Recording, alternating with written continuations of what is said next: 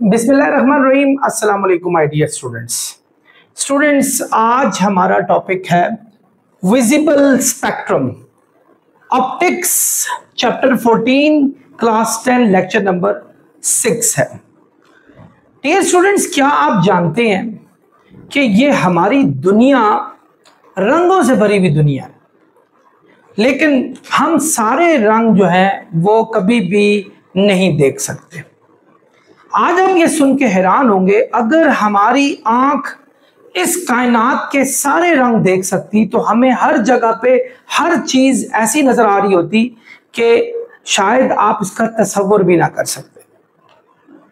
बिल्कुल इसी तरीके से इस कायनात में इतनी आवाजें मौजूद हैं, लेकिन कुछ ही आवाजें जो है हमारे कानों तक पहुंचती हैं, जिनको ऑडिबल फ्रीक्वेंसी रेंज कहा जाता है, जो कि आपने पिछले चैप्टर्स में भी पढ़ा कि ऐसी फ्रीक्वेंसी आवाज की जो अल्ट्रासोनिक फ्रीक्वेंसी होती है या इंफ्रासोनिक फ्रीक्वेंसी होती है वो हमारे कानों में नहीं पड़ती, और नतीजा हम बहुत सारी आवाजों से महरूम हो जाते हैं।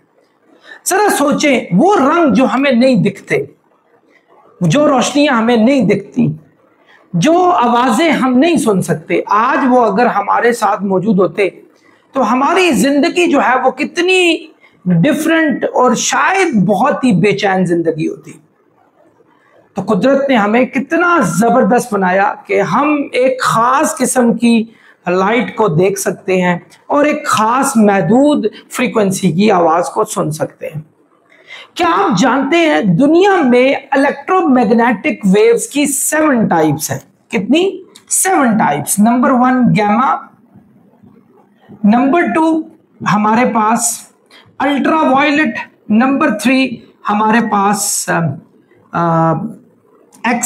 Number 2 x-ray, number 3 ultraviolet, number 4 light, और नंबर 5 हमारे पास इंफ्रारेड, और नंबर 6 हमारी माइक्रोवेव, और नंबर 7 हमारे रेडियो वेव्स।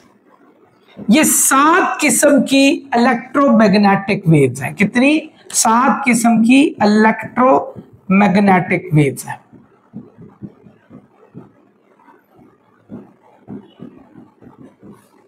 और आप हैरान होंगे, इनमें से सिर्फ हमें एक ही चीज दिखती है, एंड दैट इज लाइट।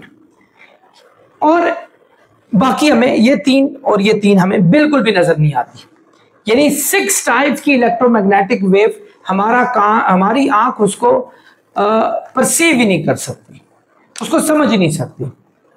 या तो उनकी वेवलेंथ बहुत बड़ी होती है या उनकी वेवलेंथ बहुत छोटी होती है।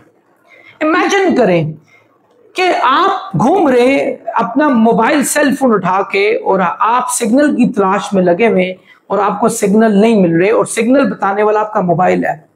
क्या ऐसा हो सकता था कि वो सिग्नल आपको नजर भी आ रहे हो? भाई वो देखो सिग्नल आ रहे हैं, फलां मोबाइल फोन के सिग्नल आ रहे हैं, हमें उसको जाके वहां से पकड़ना चाहिए। हमारे आंख उसको नहीं देख सकती। रेडियो सिग्नल्स, इसी तरह माइक्रोवेव सिग्नल, इसी तरह हीट के इंफ्रारेड वेव्स हमें नहीं दिखते। अल्ट्रावायलेट, एक्सरे, गामा हमें नहीं दिखते। ये सब के सब कैरेक्टरिस्टिक में एक ही जैसे होते हैं, जिनकी स्पीड होती है स्पीड ऑफ लाइट 3 × 10⁸ मीटर पर सेकंड इन वैक्यूम। एक ही जैसी स्पीड होती है, बट हमें मिडिल वन नजर आती है। या तो वेवलेंथ बहुत छोटी होने की वजह से नजर नहीं आते, या वेवलेंथ बहुत बड़ी होने की वजह से नजर नहीं आते। फ्रीक्वेंसी, जिसकी वेवलेंथ छोटी होती है उसकी फ्रीक्वेंसी बहुत ज्यादा होती है और एनर्जी भी बहुत ज्यादा होती है। इनकी एनर्जी और फ्रीक्वेंसी बहुत ज्यादा होती है, इसकी एनर्जी और फ्रीक्वेंसी बहुत कम होती है। सो हम एक दरमियान वाली लाइट को देख पाते हैं। सो लाइट, आज हमारा टॉपिक है कि विजिबल स्पेक्ट्रम, लाइट, कि हमें लाइट क्यों दिखती है। ये लाइट इसलिए दिखती है कि ये वाहिद एक ऐसी चीज है इलेक्ट्रोमैग्नेटिक वेव्स में जो हमारे आंख और हमारा रेटिना उसको रियल इमेज बना सकता है। बाकी चीजें हमें बिल्कुल भी नहीं दिखती। आई होप मेरी बातों को आप समझ रहे होंगे। अब लाइट के हवाले से जब भी हमारे माइंड में बात आती है स्टूडेंट्स, तो हमारे पास 7 कलर डिफरेंट हमारे दिमाग में आते हैं, और वो 7 ही कलर्स हमें दिखते हैं, डिफरेंट शेप्स में दिखते हैं। मैंने सेब को उठाया, ये मैंगो को उठाया, तो दोनों के कलर को मैच किया, तो मुझे पता चला कि जो एप्पल का कलर है वो रेड है, जबकि मैंगो का कलर मेरे पास येलो है। वाई? ये क्यों ऐसा है? एक्चुअली होता क्या है कि कोई भी चीज हमें रेड क्यों दिखती है? फर्ज करो ये एक बॉडी है, ये हमें रेड दिखना शुरू हो जाती है। ये रेड क्यों दिखती है हमें ये बॉडी? क्योंकि जब हमारे पास लाइट इसके ऊपर पड़ती है ना, इसके ऊपर लाइट पड़ती है, तो लाइट के जितने भी वेवलेंथ्स होती है, अब 7 कलर, यानी एक white light is a combination of 7 colours. 7 colour जब इसके ऊपर पड़ते हैं ना, तो इसके अंदर बहुत सारे कलर एब्जॉर्ब हो जाते हैं। क्या कभी आपने सोचा ब्लू कलर भी हमें आसमान नजर आता है, रेड कलर भी हमें नजर आता है, इसमें एक वाहिद कलर, जब आप व्हाइट लाइट इस पे फेंकेंगे 6 के 6 कलर एब्जॉर्ब हो जाएंगे, लेकिन एक कलर रिफ्लेक्ट होके आएगा, और वो कौन सा कलर होगा? वो रेड कलर होगा। और वो रेड जब रिफ्लेक्ट होके हमारी आंख में पड़ेगा तो वो हमें रेड नजर आएगा। सो इस रेड कलर में क्यों दिखता है? Because of the bouncing back of the red colour from that surface. इसी तरह येलो हमें मैंगो क्यों नजर आता है? क्योंकि बहुत सारे कलर्स जब मैंगो के ऊपर पड़ते हैं, सो वो सारे के सारे क्या हो जाते हैं? उसके अंदर एब्जॉर्ब हो जाते हैं। लेकिन येलो कलर बाउंस बैक होके, रिफ्लेक्ट होके हमारी आंख में पड़ता है और हमें वो येलो दिखता है। अगर ऐसा हो जाए कि हमारे पास कोई भी कलर, हम सारे के सारे कलर उसके अंदर एब्जॉर्ब हो जाए और हमें कोई भी कलर बाउंस बैक हो गए, यानी 7 के 7 कलर जो इस लाइट के अंदर मौजूद हैं, इस लाइट के भी अंदर 7 जो है ना कैटेगरीज हैं, 7 कलर्स हैं। जैसे सबसे बड़ा जो है वेवलेंथ वाला वो रेड है, और सबसे छोटी वेवलेंथ वाला वायलेट कलर है हमारे पास, जो कि क्लोज टू ब्लू होता है हमारे पास। सो क्या बात हो रही थी? यानी अगर फर्ज करें हमें कोई भी कलर बाउंस बैक होकर वापस नहीं आता, तो इसका मतलब है हमें कोई कलर नजर नहीं आता। तो नजर ना आने का मतलब है कि हमें वो चीज ब्लैक नजर आएगी। Black means absence of colour. काला कोई भी चीज का मतलब होता है कि कलर मौजूद नहीं है। आप देखें अंधेरी रात है, लाइट नहीं है, तो इसका मतलब है कोई चीज, कोई लाइट बाउंस बैक होकर नहीं आ रही। So you could see that as a dark. आप उसे डार्क देख रहे हैं, आप उसे ब्लैक देख रहे हैं। इसी तरह अगर ब्लू कलर रिफ्लेक्ट होके आएगा तो हमें ब्लू नजर आना शुरू हो जाएगा। आई होप आप मेरी बातों को समझ होंगे। और अगर हमें 7 के 7 कलर बाउंस बैक होके वापस आ जाते हैं, सो हमें वो चीज व्हाइट दिखना शुरू हो जाएगी। और अगर कोई 2 कलर बाउंस बैक होके आते हैं, तो उन दोनों के कॉम्बिनेशन से जो कलर बनता है, जैसे ब्राउन भी बन सकता है, कोई और भी बन सकता है, ठीक है, आपका ऑरेंज भी बन सकता है, तो वो जो कलर हमारे पास होगा वो हमारे पास उनके कॉम्बिनेशन से जो बनेगा हमें वही दिखेगा। सो चीजें हमें क्यों नजर आती हैं उस खास कलर में? क्योंकि वही कलर उसमें बाउंस बैक होके हमारे पास आता है और वो हमें विजिबल स्पेक्ट्रम में दिखता है। डियर स्टूडेंट्स, ये 7 कलर जो दिखने वाले हैं वो ये हैं। Number 1 red. हमारा जो रेड कलर होता है ये विजिबल स्पेक्ट्रम में सबसे कम एनर्जी और सबसे कम फ्रीक्वेंसी वाला होता है, लेकिन इसकी वेवलेंथ सबसे बड़ी होती है। याद रखें, अगर आपको वेवलेंथ पता हो, फ्रीक्वेंसी आराम से निकाल सकते हैं। उसका फॉर्मूला होता है V = f लैम्डा। ये अगर वेवलेंथ पता हो, V की वैल्यू होती है, V की वैल्यू C होती है, जो कि 3 × 10⁸ मीटर पर सेकंड है। दुनिया में सबसे ज्यादा स्पीड जो होती है वो स्पीड ऑफ लाइट की होती है। ये इसमें फिक्स करें, लैम्डा वहां जाके डिवाइड करें, हर एक की फ्रीक्वेंसी आ जाएगी। तो फ्रीक्वेंसी वैसे जनरली स्पीकिंग अगर इसको कांस्टेंट मान लिया जाए, इसको कांस्टेंट मान ली जाए, क्योंकि ये C की वैल्यू कांस्टेंट होती है स्पेस में या हमारे वैक्यूम में, तो फ्रीक्वेंसी नीचे आ जाएगा। तो लैम्डा और फ्रीक्वेंसी का आपस में रिलेशनशिप जो है वो इनवर्स रिलेशनशिप आता है। मींस लैम्डा के बढ़ने से फ्रीक्वेंसी कम हो जाएगी। सो रेड जिसकी वेवलेंथ सबसे ज्यादा होती है, जो हमारे आंख में नजर आने वाली सबसे बड़ी वेवलेंथ है, उसकी फ्रीक्वेंसी सबसे कम होती है। इवन इसकी फ्रीक्वेंसी की कम होने से इसकी एनर्जी लेवल भी सबसे कम होता है। ये याद रखें। आपने अगर फर्ज करें अच्छी एनर्जी वाली वेव्स यूज करनी है तो विजिबल स्पेक्ट्रम में, तो वो हमारे पास वायलेट होती है। ओवरऑल तो वैसे एनर्जी में सबसे ज्यादा गैमा होती है पूरे रेडियो इलेक्ट्रोमैग्नेटिक वेव्स की अगर बात की जाए तो। आई होप आप मेरी बातों को समझ रहे होंगे। और एनर्जी फाइंड करने का formula E is equal to HF है। ये हमें मैक्स प्लैंक ने दिया था। He was called the father of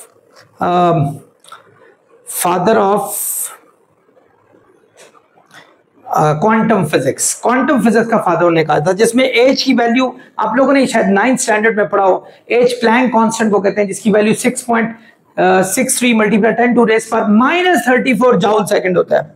तो अगर मैं इसको फ्रीक्वेंसी के साथ मल्टीप्लाई कर लूं तो ई एनर्जी भी हमें पता चल जाएगी कि कितनी है। एनर्जी फाइंड करने का फॉर्मूला बता रहा हूं। Anyway, I was talking about red. Red has the maximum wavelength that generally lies from 620 to 750। 620 से 750 नैनोमीटर। नैनो का मतलब होता है 10⁻⁹ नैनोमीटर में हमारे पास होती है। और फ्रीक्वेंसी रेंज 400 टू 480 टेराहर्ट्ज। टेरा कहते होते हैं 10⁻12 हर्ट्ज तक होती है। यानी हायर सबसे बड़ी वेवलेंथ रेड की है और सबसे कम फ्रीक्वेंसी इसकी मिलेगी, क्योंकि जितनी बड़ी वेवलेंथ होगी उतनी फ्रीक्वेंसी हमारे पास कम होगी। आप ये वैल्यू दोनों की फाइंड भी कर सकते हैं। आई एम श्योर 620 डालेंगे तो इन दोनों में से कोई एक आंसर आ जाएगा, ये 480 आएगा। 750 डालेंगे तो 400 आंसर आ जाएगा। ऐसे ही आपने ये सॉल्व करना है इसी फॉर्मूले में डालकर, आपको अंदाजा हो जाएगा। सो ये है सारा हमारे पास। अब ये फ्लक्चुएट क्यों करती है 620 से 750? कोई भाई रेड होता है, कोई लाइट रेड होता है। तो बहुत सारे रेड में भी हमारे पास, आप कभी आप देखें खवातीन की शॉपिंग करने के लिए वो कहते हैं नहीं ये डार्क रेड है, ये हमें नहीं पसंद, हमें लाइट रेड चाहिए, ये चाहिए, वो चाहिए। तो रेड में भी बहुत सारी हमारे पास क्वालिटीज आ जाती हैं। इसी तरह ऑरेंज, ये पीछे में गलती से क्योंकि मैं अभी पॉज जब लिया था लिखने के लिए तो मुझे पीछे स्टूडेंट्स कह रहे थे सर आपने ऑरेंज नाम लिया, मैं ब्राउन लेना चाह रहा था नाम।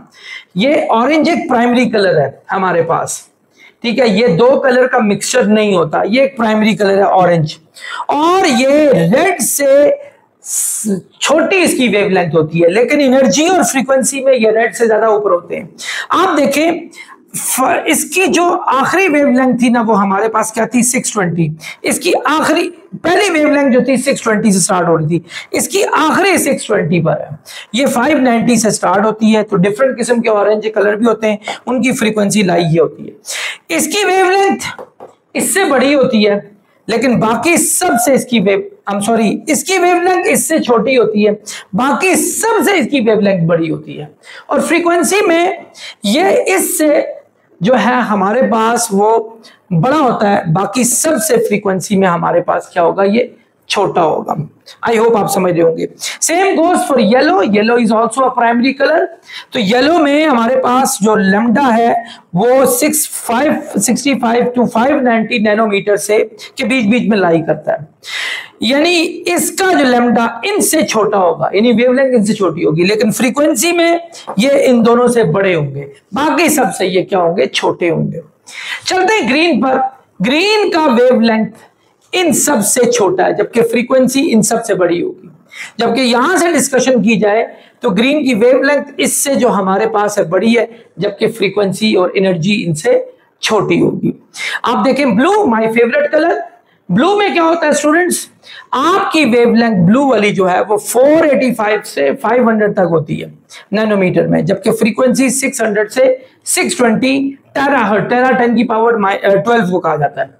सो इसकी फ्रीक्वेंसी इनसे बड़ी है, जबकि इसकी वेवलेंथ इनसे छोटी है, जबकि इनके मुकाबले में वेवलेंथ बड़ी होगी और फ्रीक्वेंसी छोटी होगी।